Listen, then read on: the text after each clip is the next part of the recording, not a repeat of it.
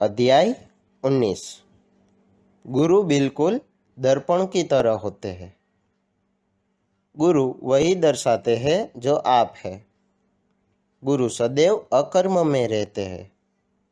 उनके पास खोने या पाने के लिए कुछ भी नहीं होता। अगर आप किसी गुरु के पास अभिमान और अहंकार के साथ जाते हैं, तब आपको लगेगा कि उनमें अहंकार है।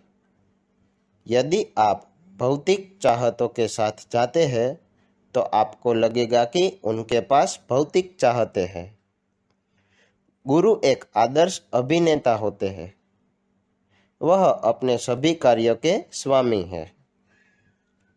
शिष्य की परीक्षा लेने के लिए वह घमंडी, भौतिकवादी या पागल जैसा व्यवहार भी कर सकते हैं।